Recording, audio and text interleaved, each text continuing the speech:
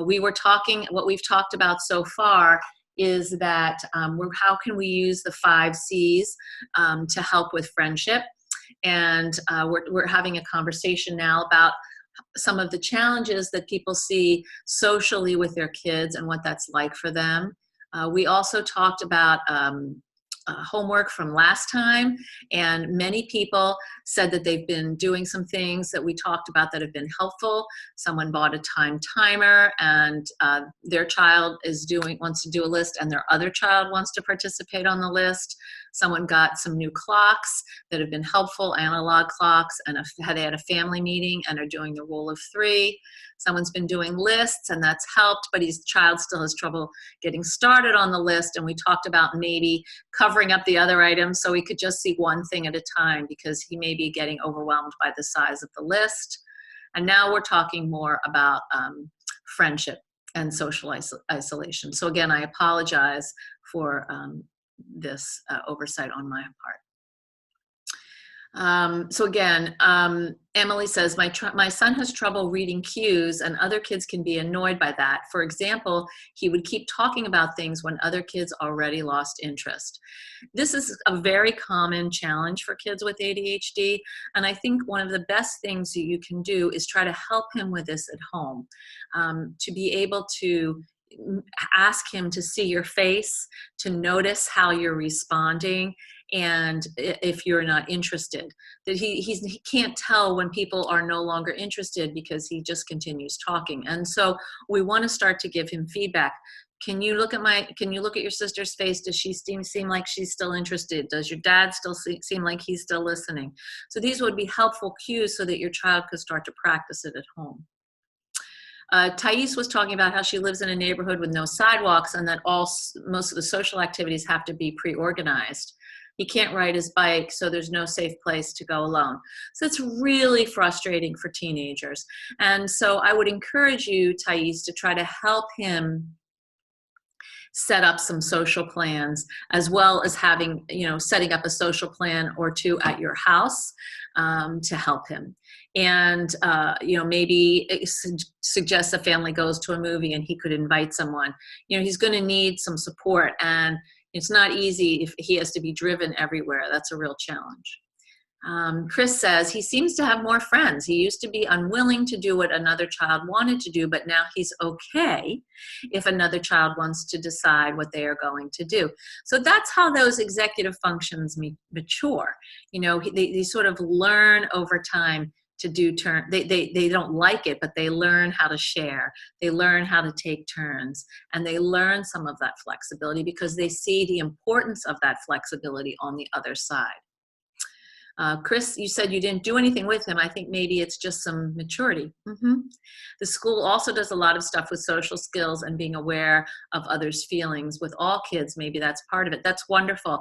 I love when schools have a social skills or emotional intelligence curriculum to help all kids, and they certainly benefit kids who are different kinds of learners. So when we're talking about social challenges with kids with ADHD, there are some facts I'd like to share. So about 1/3 of kids with ADHD have social anxiety. Peer problems can be marked commonly by less sharing, cooperation and more anger, bullying, reduced guilt, and less empathy for others. Research has found that girls with ADHD developed fewer friendships and were more likely to be disliked than girls without it. And boys can be excluded because of increased aggression, or they can call too much attention to themselves, or they may not share peer concerns about fairness, or both girls and boys with both types of ADHD, particularly inattentive ADHD, can isolate.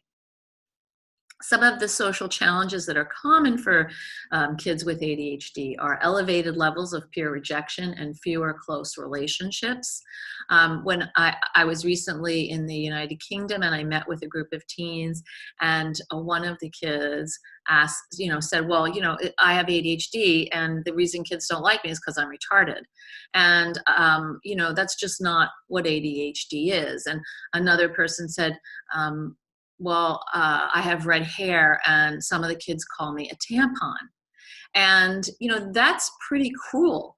And we talked about how actually this child finally told his mother about that, and then she went into the school and those children were spoken to, which is appropriate. And we also talked about a comeback he could say if he wanted, because he has red hair. Who else is famous who has red hair? And I think the singer Ed Sheeran has red hair, right? So you could say, yeah, just like Ed Sheeran, like to come up with some sort of standard comeback. And this can be very helpful for kids with ADHD, or a standard line when you go into a new situation or a classroom. Like, what are some things that people say? And to have practice those at home so they know what those phrases are. A lot of kids with ADHD have trouble making friends, or they make friends but they can't really sustain them, or because they can either they get bored with them, or they're too intense. They kind of become almost obsessed with this friend, and then there's no place for this friend to go. It's too much, it's overwhelming, and so the friend backs out. Sometimes kids are just very socially awkward and shy. They don't know what to say. They don't know how to say it. They can't really make eye contact consistently. And these are things that you can practice with kids at home, as well as they should be practicing this at school in a social skills group. Kids with ADHD often miss verbal or visual cues, and that's particularly difficult in situations where there's a lot of noise, a lot of stimulation, the lunchroom, phys ed or gym, recess. These can be very challenging situations for kids with ADHD who may be processing information more slowly, need more time to think about what they want to say. I work with a girl who is 12, and she goes to camp, and she struggled at camp each year, but her parents work at the camp, so she goes. And one of the things that we implemented last year was that instead of going for the whole summer, she went for a month, and that worked much better. And then she came home and went to a day camp because her mother actually came home as well. What happened this past summer is she called me, and she has a counselor at camp, and they called me together, and she said, I have a problem and I need your help. And I said, great, I'm so happy you called. And she said, well, what happens is the kids say something to me and I don't know what to say back. And so I turn and walk away. And then they think I don't like them, or I'm mad at them, or they said something wrong. And that's not the case. I just don't know what to say. So we talked about this, and what we came up with was a phrase for her to say, that when people said something to her and she didn't know how to respond, what she would say is, I'm not sure what to say. Let me think about it and I'll get back to you. And then she called me the following week for a follow-up, and sure enough, she'd been doing that, and it had made a difference. It had sort of dropped the level of tension for her, and people were responding positively to it. So it helps to give kids, a few lines that they can say, something that they have in their toolbox that they walk around with. Some kids with ADHD are overly focused on others. Their whole lives is social, and all their attention is outward. And for those kids, we have to teach them how to be with themselves. And we see kids like this who are overly focused on social media, for example, always have to have a plan, always have to see a friend. And for these kids, it's more challenging for them to learn to be with themselves. And we want to help them learn how to do that. Some kids feel like they have to prove themselves, that they don't feel good enough to compare to others. And so therefore, they want to try to excel or show off or be the best at something. And that also puts additional pressure, which actually can backfire in causing more anxiety. And finally, the last thing is that often kids with ADHD expect an immediate response from a peer. So recently this happened to me in session where a child, a boy with ADHD, said something to his mother, asked her a question, and she didn't respond within the next 3 seconds. And then he jumped in and got very angry with her because she didn't answer. And so we kind of slowed it all down and rewound the situation and said, hey, you know what? She's thinking of a response. If you ask someone a question, you have to count to 5 inside. and then see if the person says something. But if you rush right in with a response, there's no way someone can give you an answer that you're going to want to hear. So let's talk about what your role is in improving social skills and peer relationships. When do you think you should intervene in your child's social lives? And I really want you to write something here, because I think this is a very challenging area for many parents with ADHD, which is when to step in and when to stay back. So I'd love to have some ideas from you about when you think you should step in and when you think you should stay back.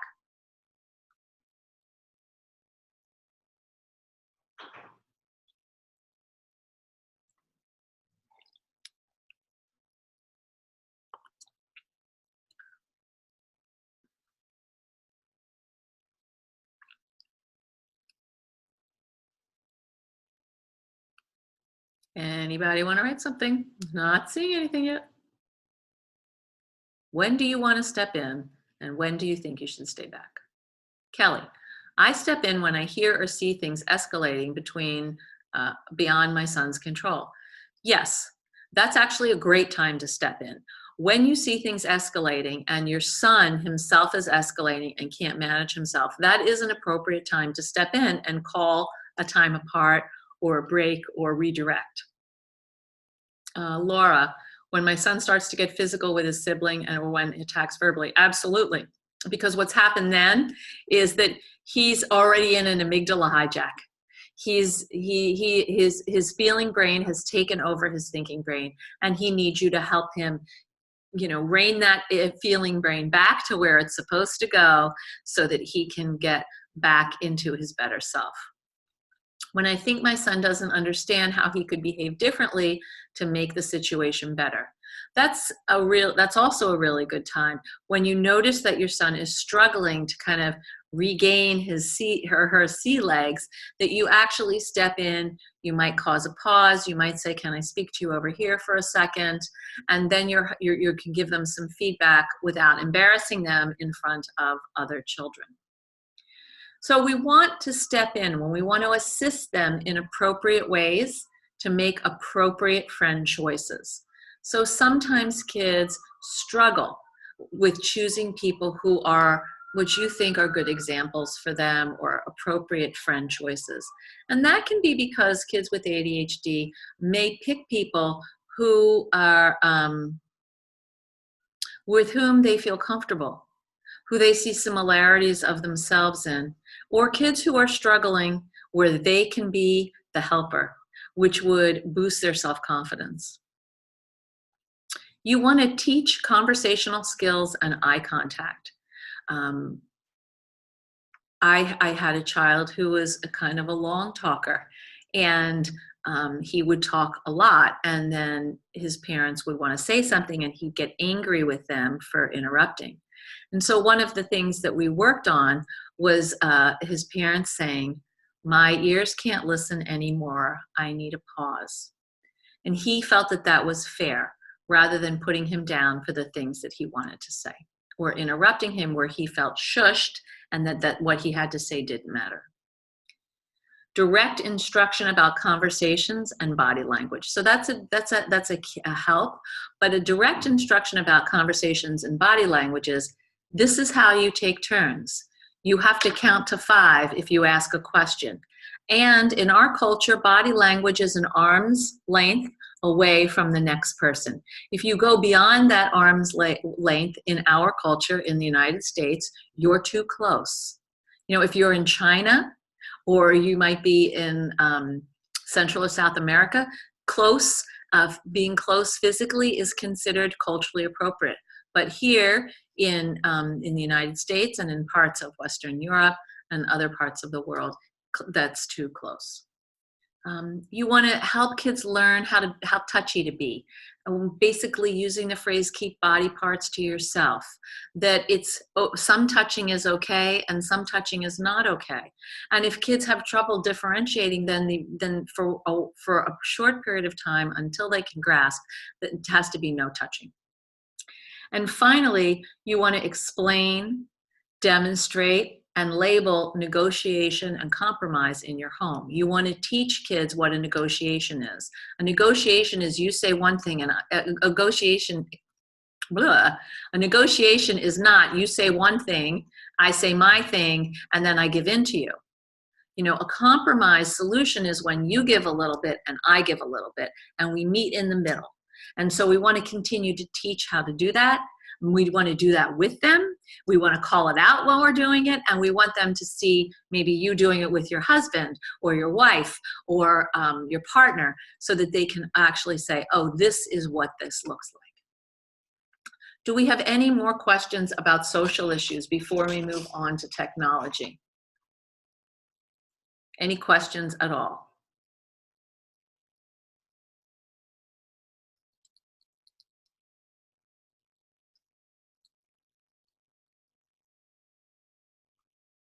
Do you have any concerns about your children socially that I have not addressed, or you want to ask me specifically? Please type those in.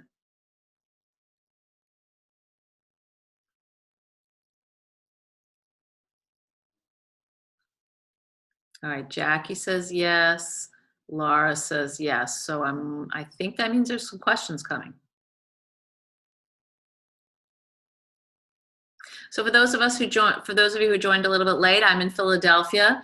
The International CHAD Conference is starting tomorrow morning in Philadelphia. And if you are not a member of CHAD, I would highly, highly recommend that you join. It's a great organization, and there are lots of support groups internationally for parents of kids with ADHD. So Laura, my son tends to make friends who rev him up more and has said he doesn't want to make friends who are calm.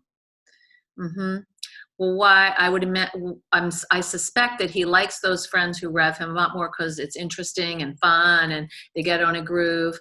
That's not necessarily a problem as long as he knows how to calm himself down, or you can help him learn how to do that.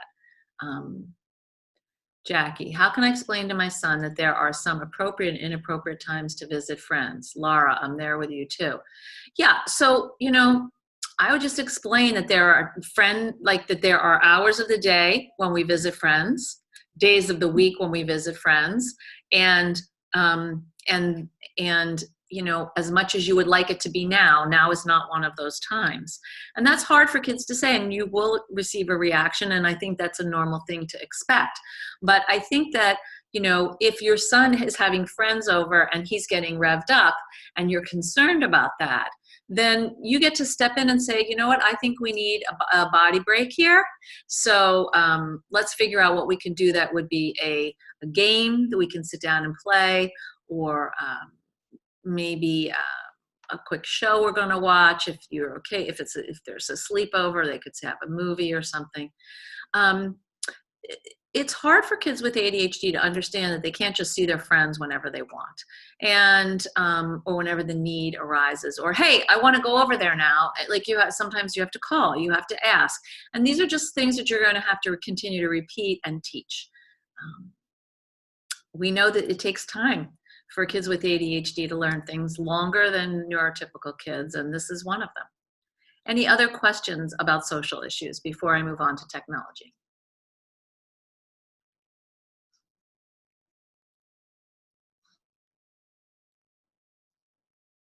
Okay, so I'm going to start talking about technology. If you come up with a question later about social issues, please feel free to write it down in the chat. So several years ago, the Pew Research Center did a lot of studies about technology in kids. And here are some of the facts of what they found. 66% of 8 to 18-year-olds have their own cell phones, and 75% of them have smartphones. I think that's even higher now because this was done in 2015. Computers and televisions exist in many kids' bedrooms, despite the warning or advice from the American Pediatric Association that screens do not belong in kids' bedrooms. Over 80% of teens use more than one social networking site.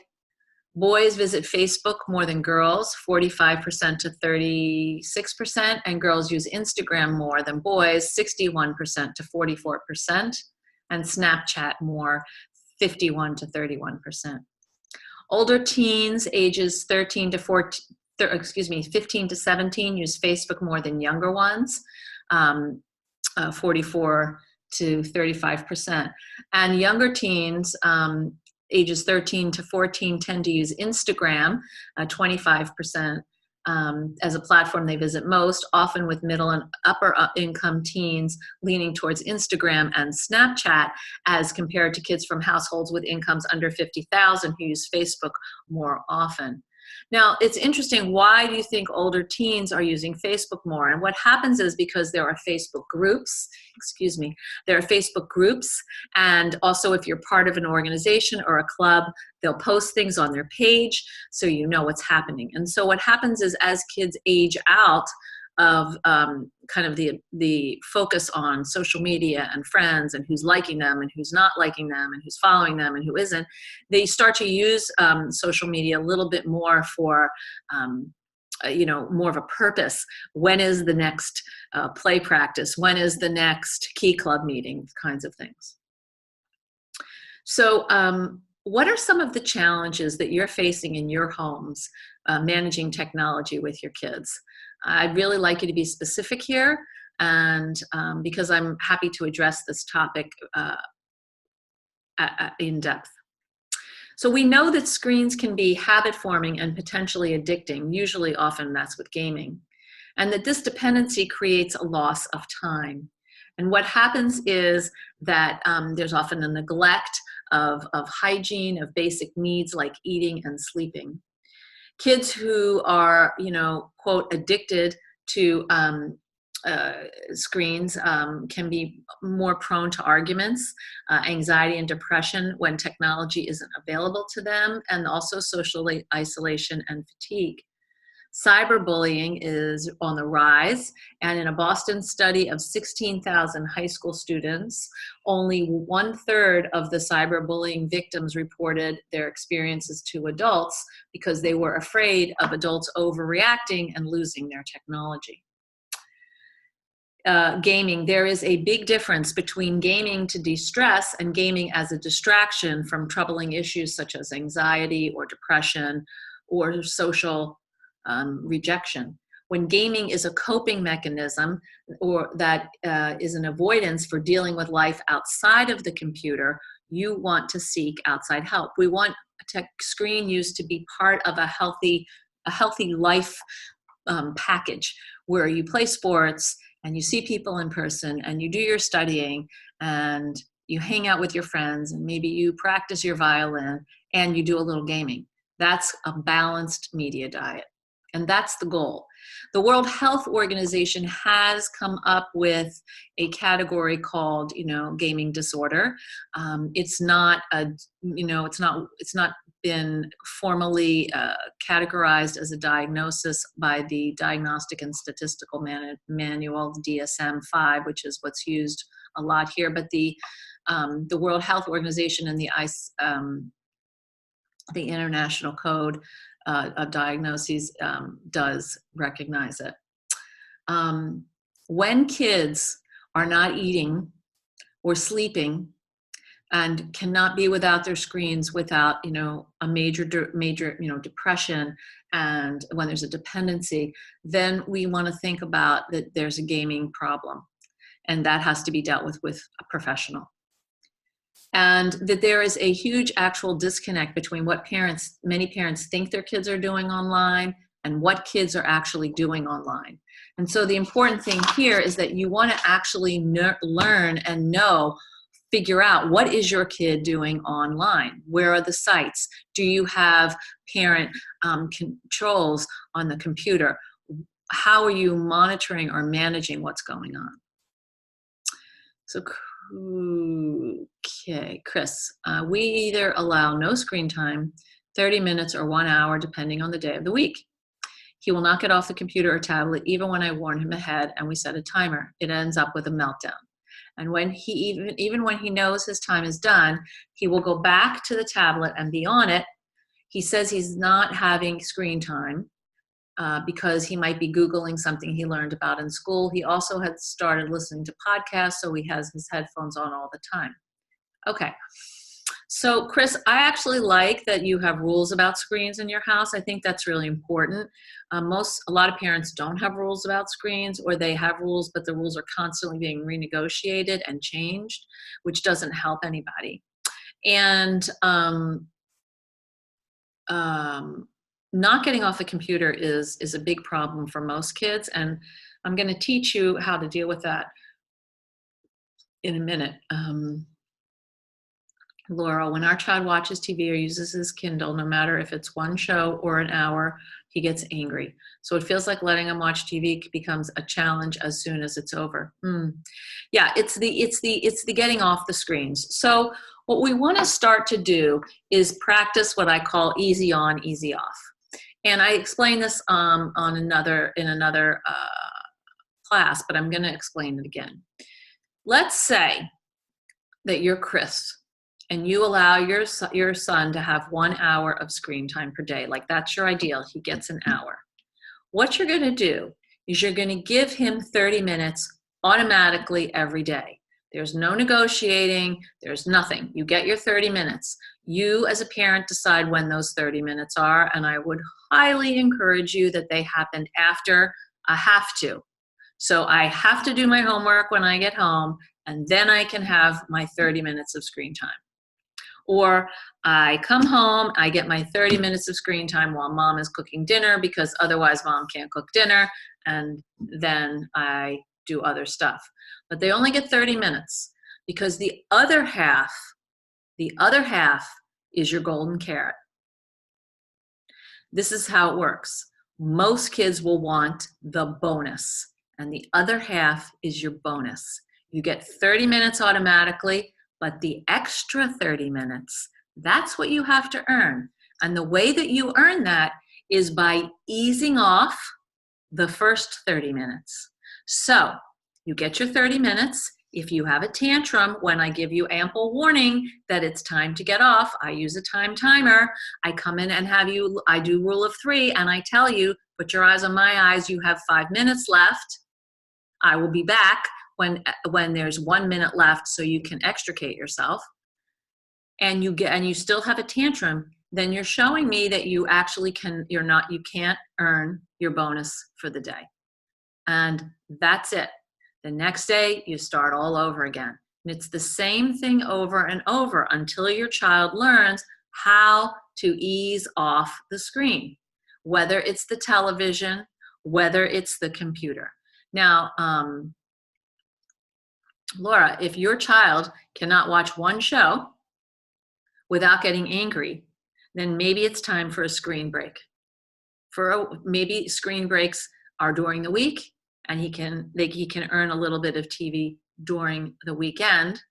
If he's angry, you can deal with that with a pre-planned stop, think, act. Philip is allowed 30 minutes of game time 3 times a week and TV for 1 hour every day. That's very generous of you, Jackie. Most times it ends in a tantrum, and you love my sisters more than me, etc. I have to physically take the remotes and game consoles to bed with me and lock them up because he sneaks in the middle of the night. Laura, you only do TV on the weekends and you still have the anger. So in both cases, for Laura and Jackie, your child is showing you with their behavior that they cannot handle what you're giving them. And that actually is a conversation to have with them. Every time you have a tantrum when it's time to get off the TV or when it's time to get off your game, that shows me that you actually are not able to use the TV or the game, because you can't transition from that thing to the next thing. If you want to try the easy off, I'm happy to do that. I think that if he can't manage the 30 minutes of game time 3 times a week, then he can have it 2 times. But whatever it is, if he's tantruming off any device, then you have to use easy on, easy off, and you talk about it with them. You ask them, how much TV do you think you should have per day? And they'll say 17 hours. And you can say, yeah, exactly. I think 30 minutes of I think 30 minutes. If you can get off and not have a tantrum, then you can have 30 minutes later in the day. And if you get off that time, then you earn the privilege of doing this all again the next day.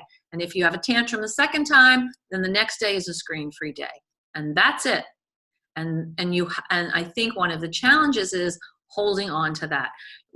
Jackie, I want to tell you that I have had many, many parents tell me that they have to keep the game consoles locked up because their kids will go in and take them out of the box.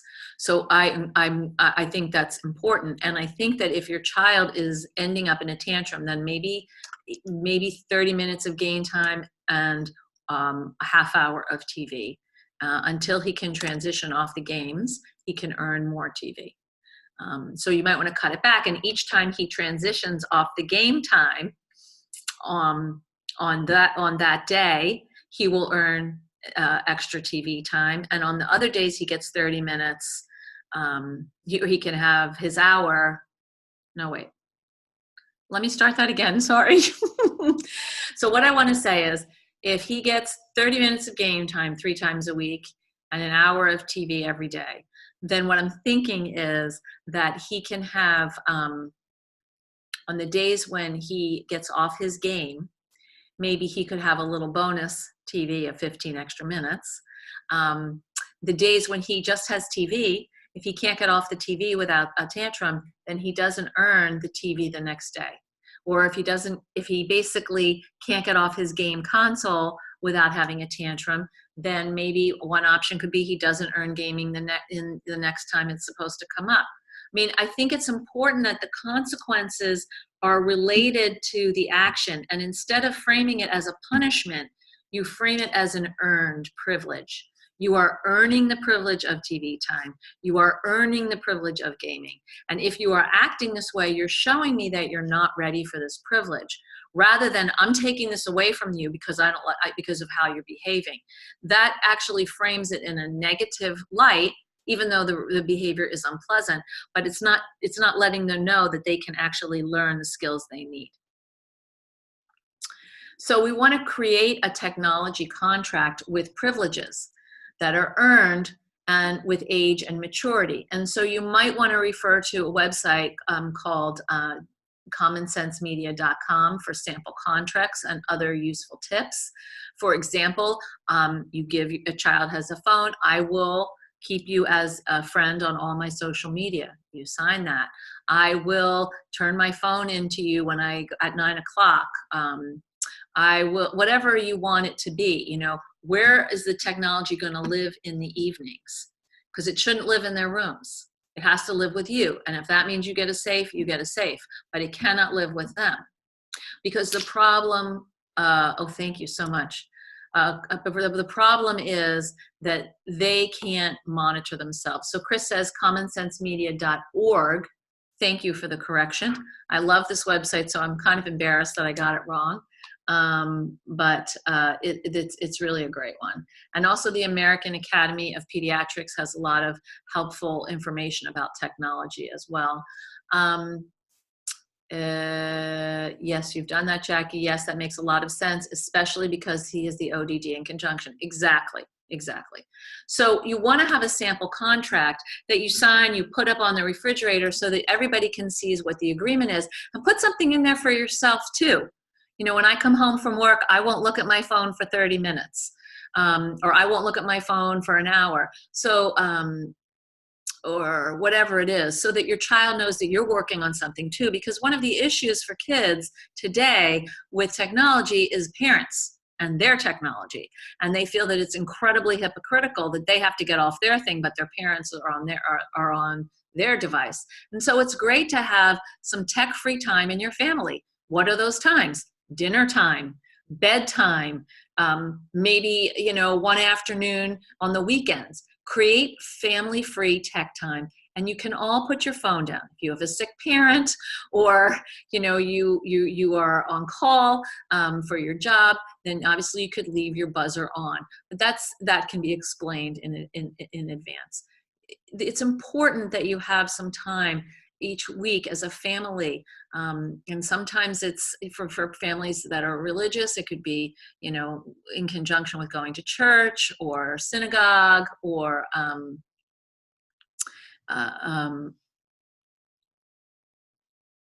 or whatever kinds of perhaps religious practices you might want to do. You want to give your kids technology at times that are right for you. So that means that if you have trouble cooking dinner because your kids are making a lot of noise, then I think it's important that or they're fighting, or they're interrupting you, then that might be a good time to give them the agreed upon amount of technology. You want to give your kids direct instructions about digital citizenship. Use privacy settings. Use parent controls. You want to help kids learn how to use privacy settings themselves. Turn off your location device. Make sure other people can't see where you are, particularly on Facebook or Instagram or Twitter or Snapchat. People can see where you are, and that can be, dangerous. If your teenager posts a picture of themselves lying on a beach in their bikini, and their location sharing is not off, then people can see where they are, and that's scary. And particularly because there are a lot of kids in middle school in particular who want to have as many followers as possible, and even if they don't know who these followers are, it doesn't matter. They'll accept their friend request, which is part of the contract. Why would you accept to be friends with people who you don't know, and are not friends with people you know? So you want to teach kids not to share personal information online, and again, not to friend strangers, and write these down on Post-its as a reminder, and check in with them regularly about that. Oh, hey, how you doing with this? Blah, blah, blah. You want to discuss the concept of a digital footprint with middle and high schoolers. What you do on your computer can be easily discovered by colleges, by future employers, and it's important for you to think about that. And most kids with ADHD aren't thinking about that because they're thinking about the now, because they have a now not brain. When in reality, actually, if you go to a party on Saturday night and someone posts a picture of you with a red plastic cup, meaning i.e. you're drinking and you're 17, and your aunt is your friend on Instagram and sees you with the red plastic cup of beer and lets your mom know, your mom is basically, this happened to a family I work with.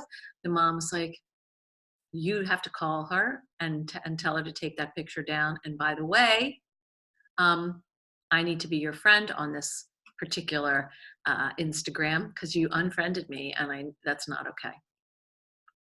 And you want to help kids follow the WWGS rule, which is, what would grandma say? We want kids to learn not to say things online that they wouldn't say to someone in person. And this is a very big lesson for them, and it's very important to know. You can't go around saying things to people that are mean, that are hurtful, that are cruel, that are insulting. And you do it online because you can't see the reaction. You can't take an emotional weather report when you're just typing words and someone's just typing words back. And that is not how we want to raise digital citizens. So you want to talk with your kids about this.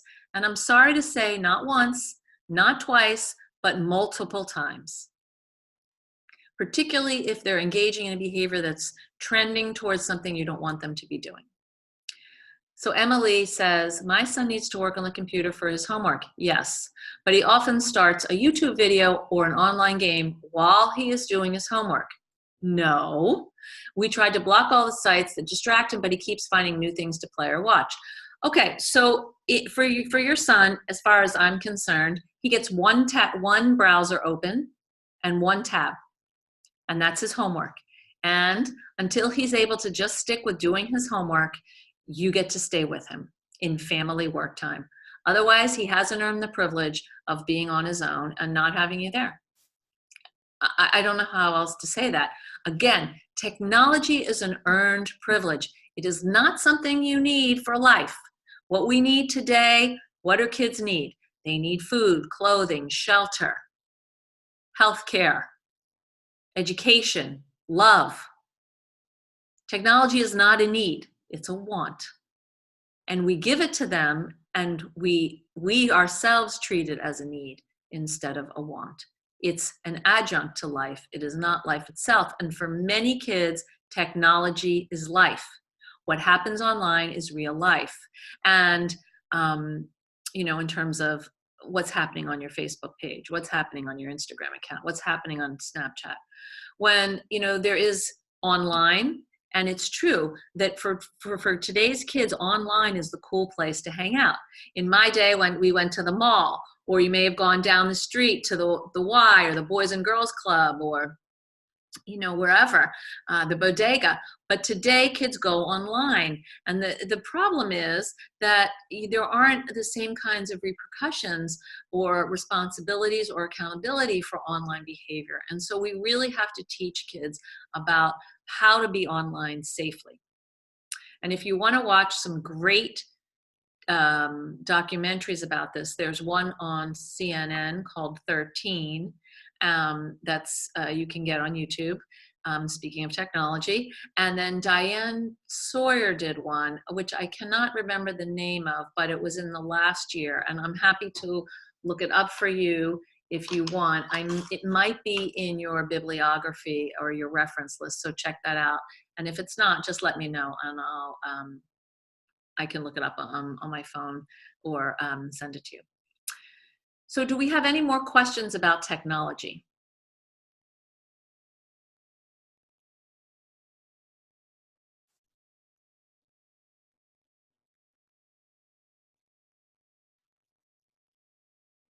I think one of the hardest things today is because school is 24/7 and kids have to do their homework online, that they can't necessarily, and particularly kids with ADHD who struggle with impulse control, they can't actually be responsible for monitoring themselves. The temptation is too great. So having you present would really help that and help them. So if there are no more questions, I'm going to move on to some of the co-occurring conditions that walk along with ADHD as we wrap up our last class. So I want to give you some statistics. So what are the statistics of coexisting conditions with ADHD? Anxiety statistically is 34%. Depression is 9 to 38% of kids, and over about 50% of kids who are on the spectrum have been diagnosed with ADHD, and kids with ADHD, about 25% of kids with ADHD have been diagnosed with ASD. I personally think the anxiety number is kind of low, and I think it's because, that's who's been actually diagnosed and recorded. I think most kids with ADHD walk around with anxiety about when is the next time that they're going to say or do something that they shouldn't or that they'll regret. And so it's significant. And there's a worry, are kids going to like me? Am I going to be part of this group? Can I catch up with what can I stay current and catch up with what people are saying and doing? Over 70% of kids with ADHD have another condition, and that includes learning disabilities. So kids with Asperger's and ADHD, kids with Asperger's and ADHD, that happens fairly frequently. Kids who are just on the spectrum struggle with problems of social interactions, communication, and stereotyped, repetitive, or ritualistic behaviors. Kids with ADHD, on the other hand, reach markers of early social development and take turns during play, using gestural language, responding to names, imaginative play, have appropriate and appropriate facial affect that reflect their emotional experience. And they have a sense of humor. But when these traits are lacking, they often indicate autism. Kids with ADHD may not be able to stick with turn-taking games or processes, but they understand them. When a child has both ADHD and ASD, research has found the importance of treating ADHD with medication as a means to successfully intervening with ASD symptoms. Children who are on the autism spectrum disorder, whose ADHD symptoms do not meet the full criteria for ADHD, however, may benefit from ADHD treatment. And that has to do with the fact that a lot of kids who are on the spectrum and kids who have learning disabilities also often have they have significant issues with executive functioning skills.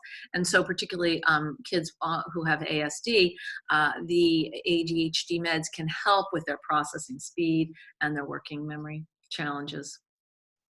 So untreated anxiety can lead to depression. Kids with ADHD are often set off more and experience more flooding than their peers, both things that have to do with worry and things that are just flat out scary to them, or things that are mildly agitating. Kids with ADHD struggle more than neurotypical kids with accessing and recalling things that they know would help in a given moment based on previous experiences. Many kids with ADHD live, as I said, with a constant low-level worry, or they could even have an overt, clear, anxious worry or behavior. For kids who are on the spectrum, repetitive behaviors are comforting for them. For kids who have ADHD and anxiety, repetitive behaviors are actually somewhat distressing to them. They're trying to soothe something that's not working. Anxiety is often related to issues of performance. They can't access what they know when they need to, and they're struggling with that, and they feel bad about it. And anxiety in general is an overestimation of the problem and an underestimation of the resources to deal with it. And so we want to help kids correctly estimate the problem and the resources, and remind them of the resources that they have to deal with it. And so that means that we want to help them think of times when they were actually able to succeed in spite of having anxiety. How were they able to do that? What tools did they need internally or help from others to do that? Because anxiety is incredible at erasing memory and recall.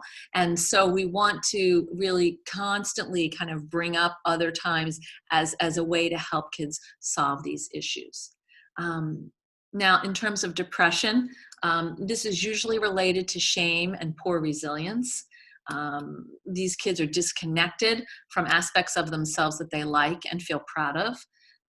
There can be a deep-seated sense of shame about having ADHD or being different than their peers.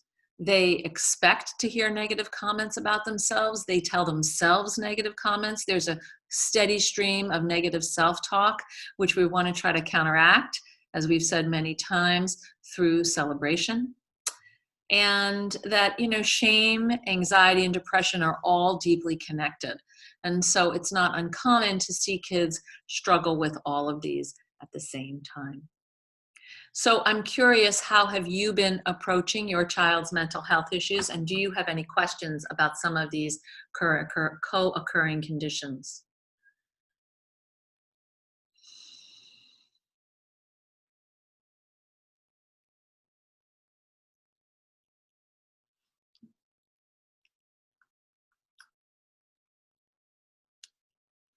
Anybody have any questions or comments about anxiety, depression, or other co-occurring conditions? So what can you do to help your child? You want to validate feelings of being different. You want to acknowledge the frequency of negative feedback that they receive. Name some of their social challenges. Validate that they're real, that you see them, and identify sources of stress. You want to nurture their interests and their skills. You want to help them create realistic expectations of themselves, of a situation, of others. You want to foster a growth mindset. Build resilience by helping kids learn to tolerate the discomfort of not knowing and figuring out how to soothe themselves appropriately.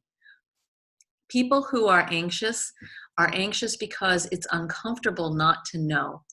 And we have to help our kids understand how to live with not knowing and how to tolerate disappointment. That's a skill that we've all learned over the years from trial and error experiences. And our kids are no different. They actually have to learn that way as well, as painful as that is for us as parents to see it. We want to help nurture resilience in our children. Resilient people bounce back when problems arise. They don't blame others and they don't blame themselves. They ask, what could I do differently? And that's what we want to help our kids, think about. What could you do differently? And finally, I want to remind you that we want to let your sons and daughters stumble, try, stumble again, regroup, and say, we're going to take a risk and see how it goes. This combats anxiety, shame, and depression. We're going to try it out and see what happens. It's part of learning. If I'm living and learning, right? And if I'm not learning, I'm not fully living. Excuse me. Kelly, when Evan was younger, I think he had a lot of anxiety, but it seems to be much better. He doesn't seem so worried about things. Also, I think he is self-conscious about certain things. Well, that would make sense. I'm glad to hear that he's not so worried anymore. And as kids, enter into adolescence, they are self-conscious. And sometimes that happens particularly for kids with ADHD because, again, they are worried people will like them or not like them because of things that they're doing or they're not aware of that they're doing on their own. Any other questions?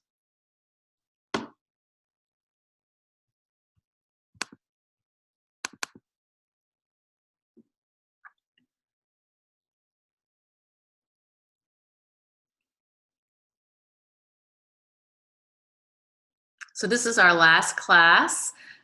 It's been a real pleasure getting to know you. And if you think of questions that you have in the future, you are welcome to contact me.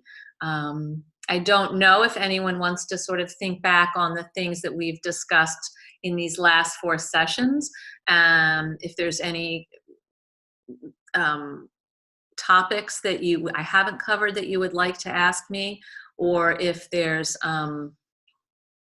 something that you want more information about, please feel free to ask those now before we finish up.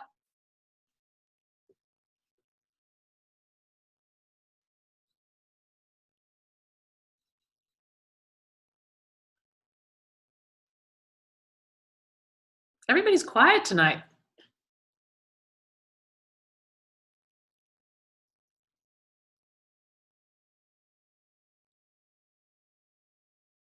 Oh, you're most welcome. Kelly said thank you. So I'm just going to go back and talk about Dina's question again because I thought that was important.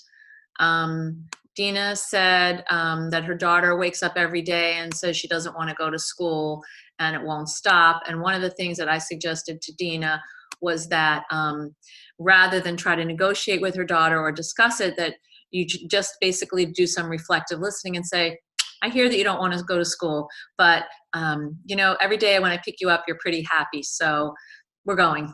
Or, you know, I know you don't want to go, but we're going to go, because we do that every day. Something that actually takes the steam out of it. Emily says, thank you very much. You're welcome.